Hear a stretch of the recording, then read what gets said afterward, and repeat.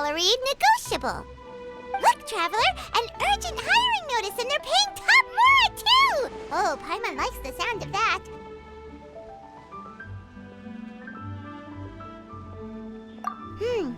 You're right, it is strange. Do you think something happened to Yanxiao? Because that guy barely lets anyone ever set foot in his kitchen. Doesn't exactly seem like the type to hire help. The notice says interested parties should go upstairs and talk to the innkeeper Huayan. Should we go and see what's up?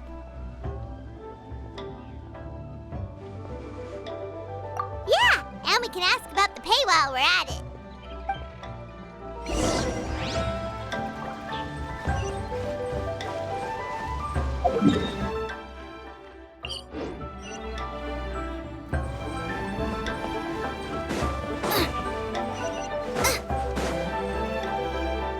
Boss, there's really no need for this. It's just a little burn, that's all. It won't get in the way of my work. Perhaps not, but continuing to work will only hinder your recovery. You need to rest for a few days. We'll figure something out. Huayan! Yanxiao! Oh? Traveler and Paimon! What brings you to this neck of the woods? And we decided to come check up on Yanxiao. I knew we shouldn't have posted that notice. It's really nothing to worry about. I'm fine. I swear. How kind of you. My thanks to you both. And thanks on Yanxiao's behalf, too. There's nothing to be embarrassed about, Yanxiao. Just tell them what happened. Oh, all right. Well, basically, we had a lot of guests pouring in for the lantern ride. Things got busy, I started rushing, and I ended up accidentally burning my hand while plating a dish. Well, you know what they say. Play with fire long enough and you're bound to get burned. Even the best chefs slip up sometimes. Anyway, it's nothing, just a tiny burn. I can still... Now. I don't want you pushing yourself. You'll only make it worse. And then you'll be looking at more than just a couple of days off to recover. But the lantern ride's only just finished. And we're still getting tons of guests. Now's not a good time for me to rest. Plus, lots of the guests are visiting from other nations. We can't just bring in some random chef off the street. We have a reputation to uphold. I refuse to let someone else ruin the good name we've made for ourselves here. Listen to you. Anyone would think that you're the boss and not me. But he's not wrong. Yanxiao was one of the favorites in the Masterful Chefs tournament. No matter how you look at it, his are big boots to fill. I don't mean to boast, but any chef of my caliber probably has their own restaurant to look after. It's not going to be easy to find someone who's got the skills and has the time to help us out. Looks like we might have to increase the pay we're offering even further. Do we know anyone that's a good chef and has the time to help out? Oh, of course, you! Oh, right. Yes. Now I think about it, I do recall hearing good things about your cooking ability. I suppose I'd added you to my mental list of people who can hold their own in a combat situation, but forgot you can cook. Why are you even keeping a mental list of people who can fight? Maybe a story for another time. More importantly, I'm sure Yanxiao would be comfortable leaving his kitchen in your hands, if anyone's. What do you think, Yanxiao? Well, since it's you, I suppose that's better than anyone else. What do you think, Traveler? Should we do it? I should warn you that cooking for customers is quite a different ballgame from cooking for yourself, so I'll stick around the kitchen over the next few days to help smooth things over. Oh, so he's not leaving the kitchen after all? I believe there's some spare kitchenware here at the inn. Boss, would you mind? Of course. I'll take care of it.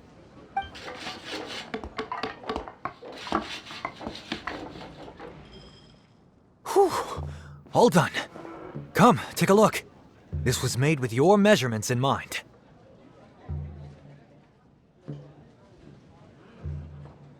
Ah, it's nothing.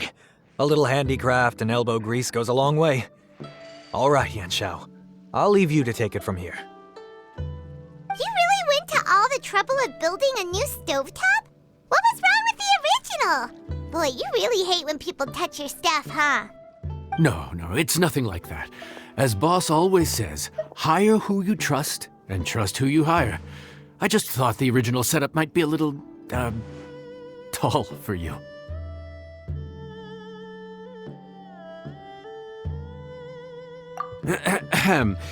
Anyway, as I was saying, cooking for guests is different from cooking for yourself. Not only do you have to execute on taste, aroma, and appearance, but you also need to ensure speed, precision, and consistency. Having the right equipment is a big part of that. Ill-suited equipment doesn't just make the job more tiring, it also slows you down. And paying customers don't have unlimited patience. Sometimes cooking is all about being well prepared. That's how you ensure speed. Okay, and what about precision and consistency?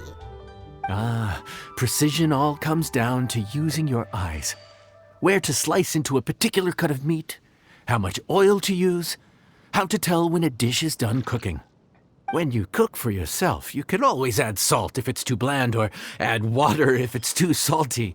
You can tweak the taste as you go, but in a restaurant, there's not that much room for trial and error. Worst case scenario, Paimon can deal with any subpar dishes by making sure they get properly disposed of. The final thing you have to focus on is consistency. You have to be able to handle the most challenging orders with the same level of technique and skill as the easiest ones. This is particularly important when you have guests from all over, each with their own tastes and preferences. You have to cater to their own dietary needs while also giving them the opportunity to enjoy our local delicacies. This last point is making Paimon's head spin. Don't worry. Matter of fact, someone as well-traveled as you may even have a better handle on it than me once you get started. And of course, I'll be around to help you over the next few days. I don't think we'll have any trouble making all our guests feel right at home.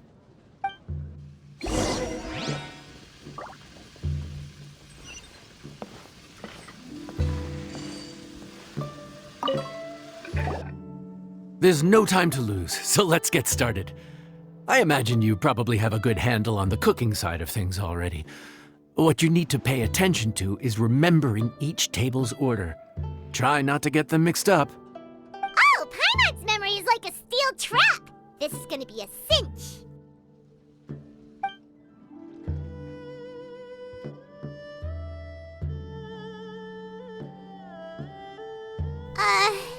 Which ticket are we on again? Table 1 was onions, but no chilies. Table 2 was chilies, but no onions. And table 3 was, Table 3 was chilies, but hold the chilies? Ah! Was Paimon just sleep floating?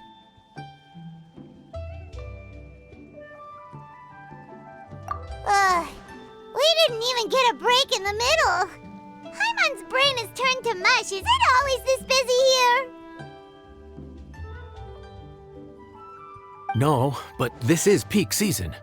You both did a mighty fine job for your first time serving guests at the inn. Luckily, all our customers were familiar faces this time around, so we didn't get any strange requests. Otherwise, today would have been even more challenging. No strange request? Someone asked for almond tofu drizzled in soy sauce. Even Paimon has never tried that combination. It's a wide world out there. People have all kinds of different tastes. Being able to cater to all is the real essence of Liyue cuisine. Also, the thing about requests is that they're usually very specific. So as long as you do what they asked, you're unlikely to have any issues. What's really tricky is when guests give you free rein to do anything you want. Excuse me, are you still open by any chance? Paimon knows that voice. Let's go check it out! What should we do? It doesn't look like anyone's here. If only we'd gotten here a bit sooner. It's all right. If we start building a campfire now, we'll be eating before too long.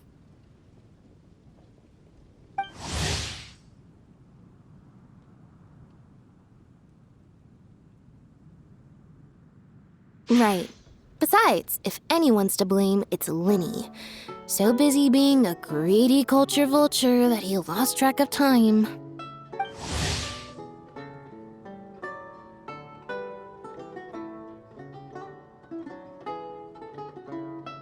Linny, Lynette, Fremine, it is you! Paimon? So, is the Traveler here?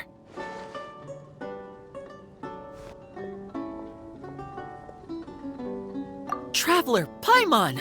What a nice surprise! Paimon was gonna say the same thing! We're just lending a helping hand at the inn.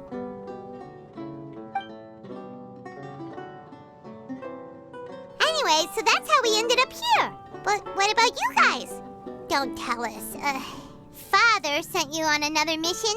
No, quite the opposite, actually. We're in Liyue on vacation, and while we're here, I thought a cultural tour might be in order. Father said we deserved some rest after everything that happened recently. Otherwise, it could jeopardize our next mission. It's not every day we get this kind of opportunity. Linny thought it might be fun to spend some time in Liyue, especially since it's Lantern Rite season.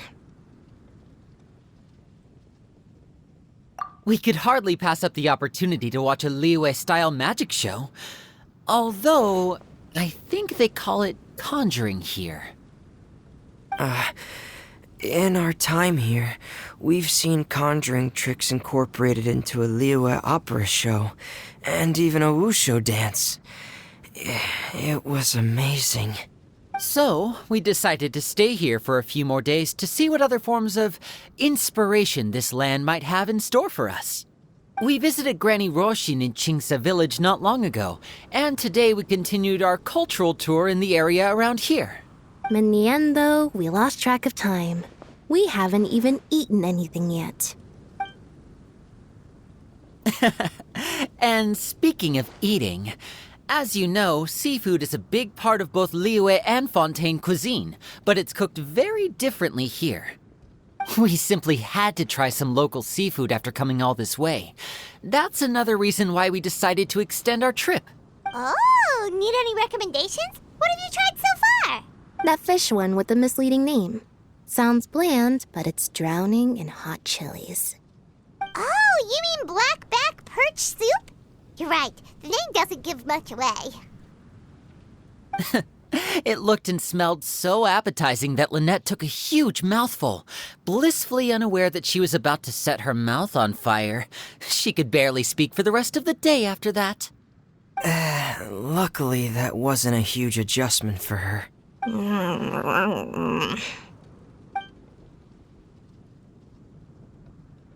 What? Aren't you guys hungry too? Yes, a little. Yes, I'm ready to eat. Traveler, I'm afraid we'll have to send you back to the kitchen now. Good question. I doubt we'll be able to decipher the menu, so why don't you recommend something? You should be pretty familiar with our tastes. One more thing. Please, if you have a heart, don't make it spicy.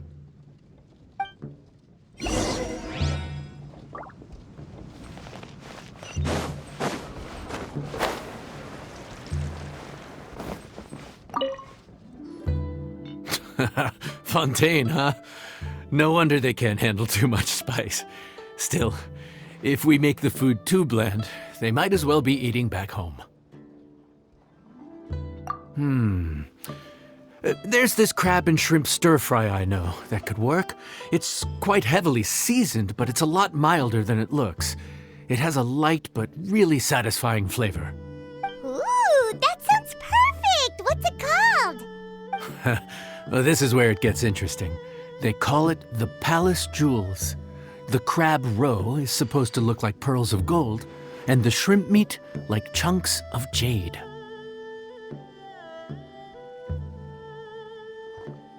Here's the recipe. When you're ready, go ahead and give it a try.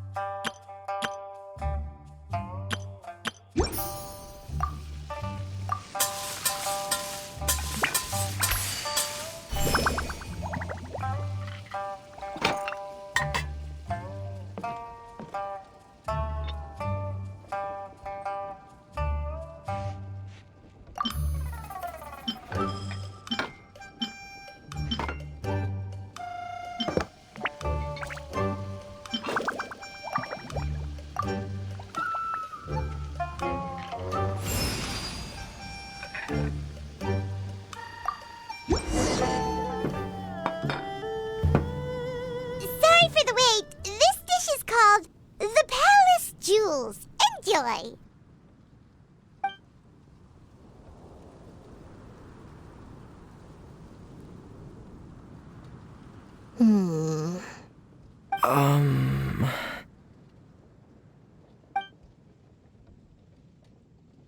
Ah, yes. We meant to say, you two must be tired after a long day of work.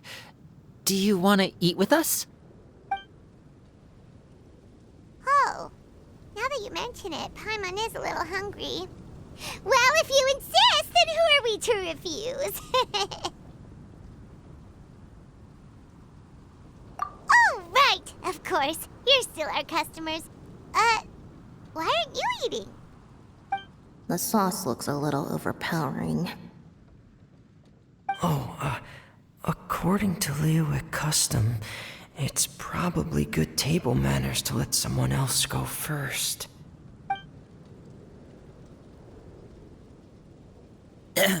Looks delicious, traveler.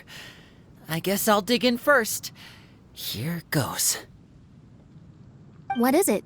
Do you need some water? No, it's delicious. The flavor is so pure. It's drenched in sauce, but somehow it just enhances the natural flavor of the seafood. Try it for yourselves. All right.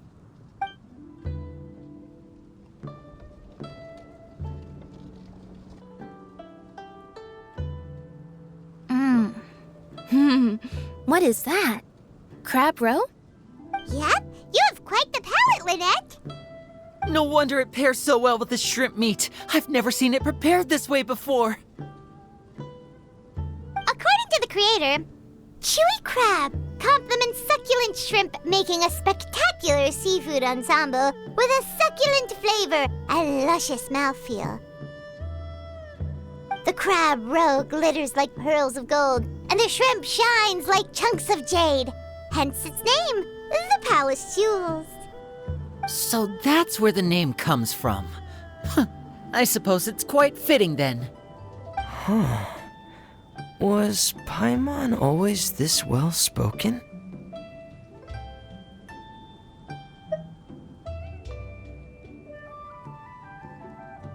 This dish must be right up your alley, Lynette. Huh? It's half gone already? When did that happen? I heard that in Liyue, the biggest compliment you can pay to the chef is to leave a clean plate. It's delicious. Thank you ever so much. Wait, don't fight over it! Hey, leave some for Paimon!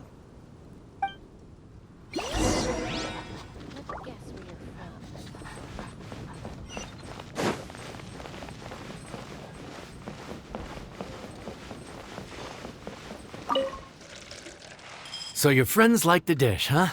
Well done. Not bad at all for your first day on the job. There'll be more to come, so keep it up.